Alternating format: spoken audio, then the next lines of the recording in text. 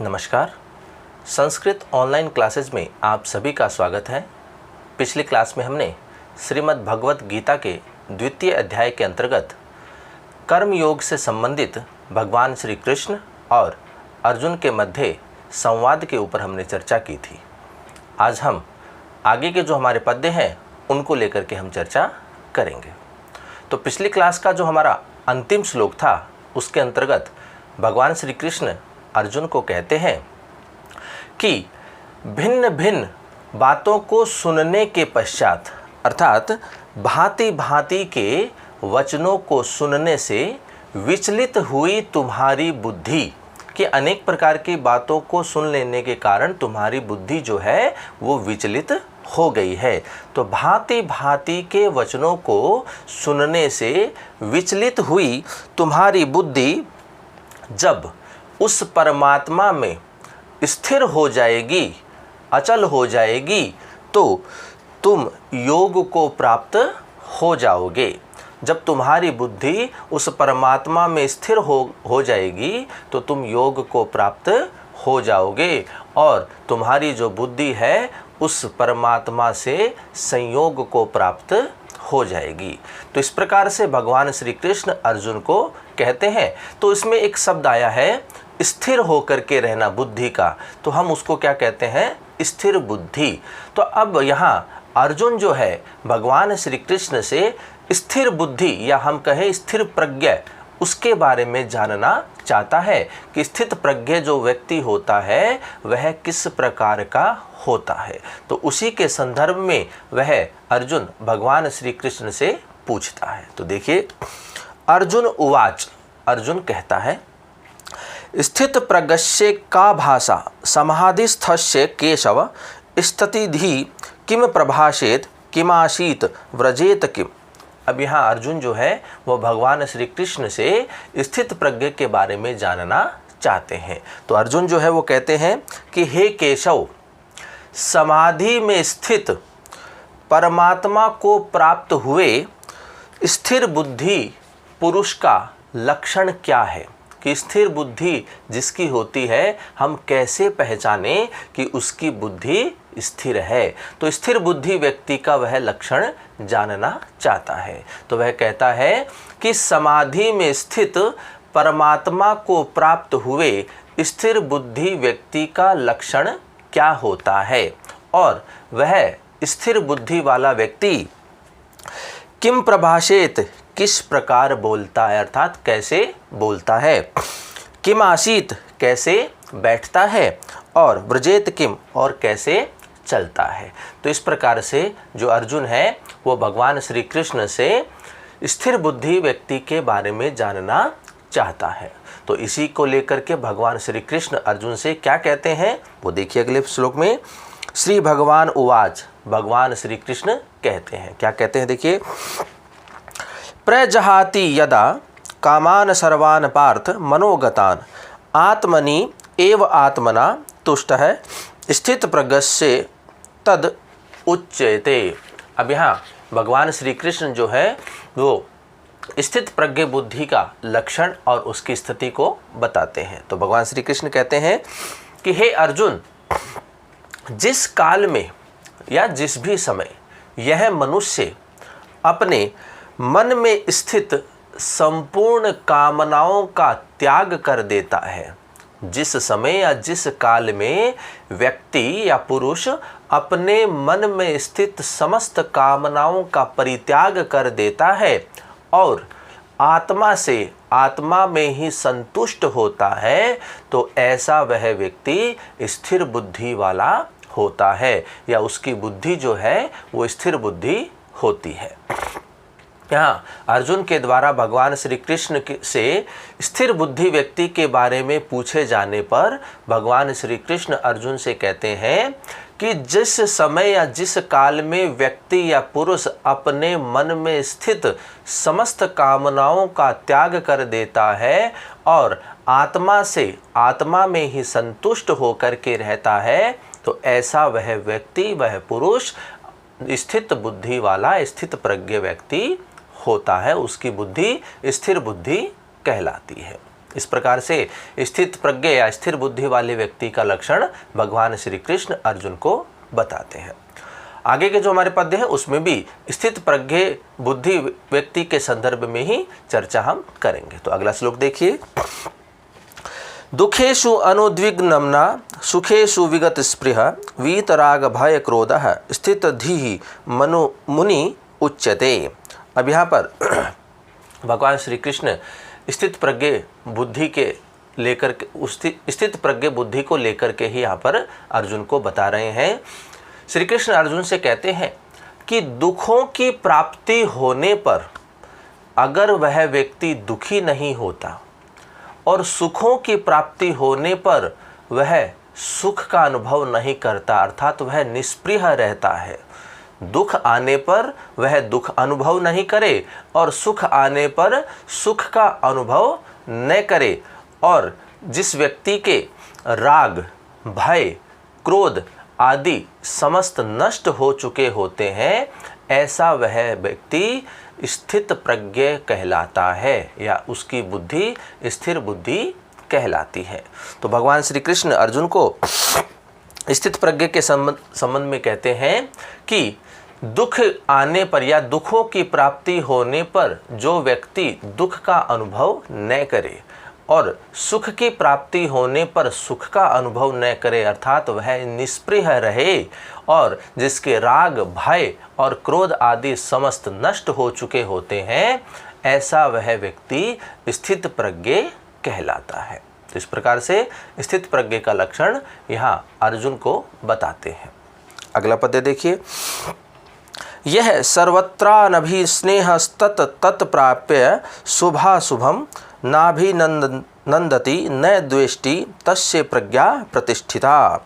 अब यहाँ भगवान श्री कृष्ण कहते हैं कि जो व्यक्ति, स्थित प्रज्ञ के संदर्भ में ही है, कि जो पुरुष या जो व्यक्ति सर्वत्र अर्थात सभी जगह पे स्नेह रहित हुआ या किसी के प्रति आसक्ति से रहित होकर के, अनासक्त होकर के, तो जो पुरुष सर्वत्र स्नेह रहित हुआ उस शुभ और अशुभ को या अशुभ वस्तु को प्राप्त करके वह निष्प्रिय रहता है, अर्थात वह प्रसन्न नहीं होता और न ही वह दुखी होता है, तो ऐसा जो व्यक्ति होता है उसकी बुद्धि स्थित प्रज्ञ होती है। तो यहाँ भगवान श्री कृष्ण अर्जुन से कहते हैं कि यदि कोई व्यक्ति सर्वत्र या सदैव या हर जगह पे स्नेह रहित होकर के, अनासक्त होकर के उस शुभ एवं अशुभ को प्राप्त करके न तो प्रसन्न होता है और न ही वह दुखी होता है, तो ऐसे उस व्यक्ति की बुद्धि स्थित प्रज्ञ होती है। तो इस प्रकार से स्थित प्रज्ञ का लक्षण यहाँ भगवान श्री कृष्ण अर्जुन को समझाते हैं। अगला पद्य देखिए। यदा सहरते चायम कूर्मो अंगानि सर्वशः इंद्रियाणि इंद्रियार्थेभ्यस्तस्य प्रज्ञा प्रतिष्ठिता। अब यहाँ भगवान श्री कृष्ण उदाहरण के माध्यम से स्थित प्रज्ञ बुद्धि का लक्षण अर्जुन को समझाते हैं। तो यहाँ भगवान श्री कृष्ण अर्जुन से कहते हैं कि जिस प्रकार से एक कूर्म अर्थात कछुआ अपने समस्त अंगों को समेट लेता है, जिस प्रकार से कछुआ अपने समस्त अंगों को समेट लेता है, उसी प्रकार से जब मनुष्य इंद्रियों के विषयों से अपनी इंद्रियों को समेट लेता है या उनसे हटा लेता है, तब वह व्यक्ति स्थित प्रज्ञ कहलाता है। जिस प्रकार से कछुआ अपने समस्त अंगों को समेट लेता है, उसी प्रकार से जब मनुष्य इंद्रियों के विषयों से उन्हें हटा लेता है, तो ऐसी स्थिति में जो व्यक्ति होता है वह स्थिर बुद्धि वाला कहलाता है। क्योंकि इंद्रिय और विषय का संयोग होने पर व्यक्ति इस पाप, पुण्य और जन्म मृत्यु के कर्म के बंधन में बंधा रहता है।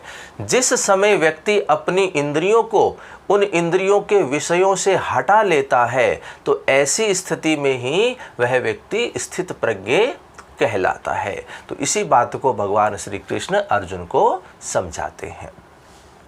अगला पद्य देखिए। विषया विनिवर्तन्ते निराहारस्य देहिनः रसवर्जम रसोऽप्यस्य परम दृष्ट्वा निवर्तते। अब यहाँ भगवान श्री कृष्ण अर्जुन से कहते हैं कि इंद्रियों द्वारा विषयों को, अपनी इंद्रियों के द्वारा विषयों को ग्रहण न करने वाले, अपनी इंद्रियों के द्वारा विषयों को ग्रहण न करने वाले पुरुष के लिए या उस व्यक्ति के लिए विषय तो निवृत्त हो जाते हैं, अर्थात वह विषयों से मुक्त हो जाता है, लेकिन उसकी जो आसक्ति होती है, उस पुरुष की जो आसक्ति होती है वह निवृत्त नहीं होती, अर्थात वह दूर नहीं होती है। ऐसी स्थिति में इस स्थित प्रज्ञ जो बुद्धि वाला जो व्यक्ति है, जब वह परमात्मा से संयोग करता है, उसके साथ जब मिलन होता है परमात्मा के साथ, तब उस व्यक्ति की जो आसक्ति है वह भी निवृत्त हो जाती है। यहाँ भगवान श्री कृष्ण अर्जुन से कहते हैं कि व्यक्ति अपनी इंद्रियों को विषयों से जब अलग कर लेता है तो उस व्यक्ति के जो विषय हैं वो तो निवृत्त हो जाते हैं, अर्थात वे तो दूर हो जाते हैं, लेकिन उस व्यक्ति की जो आसक्ति होती है उन विषयों के प्रति, वह आसक्ति दूर नहीं होती है। लेकिन जो स्थित प्रज्ञ होता है, स्थिर बुद्धि वाला होता है, जब उस व्यक्ति का परमात्मा से संयोग होता है तो उसकी वह आसक्ति भी निवृत्त हो जाती है, वह भी दूर हो जाती है। तो इस प्रकार भगवान श्री कृष्ण अर्जुन को स्थित प्रज्ञ के संदर्भ में बताते हैं। अगला पद्य देखिए। यततो हैपि कौन्ते पुरुषस्य विपश्चितः इंद्रियाणि प्रमाथिनी हरन्ति प्रसभम मनः। अब यहाँ भगवान श्री कृष्ण अर्जुन से कहते हैं, स्थित प्रज्ञ के संदर्भ में ही है, कि आसक्ति का नाश न होने के कारण, जब व्यक्ति की आसक्ति नष्ट नहीं होती है, दूर नहीं होती है, उन विषयों के प्रति जो उसकी आसक्ति है, लगाव है, वह जब तक दूर नहीं होता है, तो ऐसी स्थिति में प्रमथन स्वभाव वाली, अर्थात विचलित करने वाली, विचलित या चंचल स्वभाव वाली जो इंद्रियां हैं, वो यत्न करते हुए, प्रयास करते हुए जो बुद्धिमान व्यक्ति होता है उसके मन को भी बलपूर्वक हर लेती हैं। यदि किसी व्यक्ति की अपने इंद्रियों के विषयों के प्रति आसक्ति समाप्त नहीं होती है या दूर नहीं होती है, तो ये विचलित स्वभाव वाली या चंचल स्वभाव वाली इंद्रियां प्रयास करते हुए, यत्न करते हुए उस बुद्धिमान व्यक्ति के मन को भी बलपूर्वक हर लेती हैं। और जब व्यक्ति का जो मन होता है वह नियंत्रण में नहीं होता है, तो ऐसे उस व्यक्ति की जो बुद्धि है वह स्थित प्रज्ञ नहीं होती है। तो यहाँ इंद्रियों को वश में रखना, क्योंकि जो हमारा मन है वो भी हमारी एक इंद्रिय है जिसको हम उभय इंद्रिय कहते हैं, तो मन को भी नियंत्रण में रखना अत्यधिक अनिवार्य है। तो उसी को लेकर के भगवान श्री कृष्ण अर्जुन से कहते हैं कि यदि किसी व्यक्ति की इंद्रियों का जो विषय होता है, इंद्रियों का जो विषय है, उन विषयों के प्रति यदि आसक्ति नष्ट नहीं होती है, तो ये चंचल स्वभाव वाली इंद्रियां यत्न करते हुए उस बुद्धिमान व्यक्ति के, उस बुद्धिमानी पुरुष के मन को भी बलपूर्वक हर लेती हैं। तो इस प्रकार भगवान श्री कृष्ण अर्जुन को स्थित प्रज्ञ के संदर्भ में बताते हैं। अगला पद्य देखिए। तानि सर्वाणि संयम्य युक्त आसीत मत्परः वशे ही यस्येन्द्रियाणि तस्य प्रज्ञा प्रतिष्ठिता। तो भगवान श्री कृष्ण अर्जुन से कहते हैं कि ऐसी स्थिति में जब व्यक्ति की विषयों के प्रति आसक्ति समाप्त नहीं होती है, तो ऐसी स्थिति में साधक को क्या करना चाहिए, तो वही श्री कृष्ण अर्जुन को समझाते हैं। तो श्री कृष्ण अर्जुन से कहते हैं कि अर्जुन, ऐसी स्थिति में साधक को चाहिए कि वह अपने समस्त इंद्रियों को नियंत्रण करके या नियंत्रित करके मेरे परायण होकर के, समाहित चित्त होकर के वह ध्यान में बैठे। कि भगवान श्री कृष्ण अर्जुन से कहते हैं कि ऐसी स्थिति में साधक को चाहिए कि वह अपनी समस्त इंद्रियों को नियंत्रित करे, समाहित चित्त अर्थात एकाग्र चित्त होकर के, मेरे परायण होकर के, मेरे समीप होकर के ध्यान में बैठे। तो ऐसी स्थिति में, क्योंकि जिस पुरुष की इंद्रियां नियंत्रण में नहीं होती है, वश में नहीं होती है, या हम कहें कि जिस व्यक्ति की जो समस्त इंद्रियां अपने विषयों में लगी रहती है, तो ऐसे व्यक्ति की बुद्धि स्थिर नहीं हो पाती है। और यदि व्यक्ति की समस्त इंद्रियां उस व्यक्ति के वश में हो जाती हैं, तो ऐसी स्थिति में वह पुरुष स्थित प्रज्ञ कहलाता है, अर्थात उसकी बुद्धि स्थिर बुद्धि कहलाती है। तो भगवान श्री कृष्ण ऐसी स्थिति में भगवान अर्जुन को कहते हैं कि साधक को चाहिए कि वह अपनी समस्त इंद्रियों को नियंत्रित करके, एकाग्र चित्त हो करके, मेरे परायण हो करके ध्यान में बैठे। क्योंकि जब व्यक्ति की समस्त इंद्रियां उसके वश में होती है, तो वह व्यक्ति स्थित प्रज्ञ कहलाता है। तो इस प्रकार से भगवान श्री कृष्ण अर्जुन को स्थित प्रज्ञ के संदर्भ में बताते हैं। तो आज की क्लास में हमने स्थित प्रज्ञ के संदर्भ में भगवान श्री कृष्ण अर्जुन को क्या कहते हैं उसके ऊपर हमने चर्चा की। तो आगे इसी क्रम को हम अगली क्लास में बढ़ाएंगे और आगे के जो हमारे पद्य हैं, श्लोक हैं, उनके ऊपर हम चर्चा करेंगे। तो आज की क्लास में इतना ही।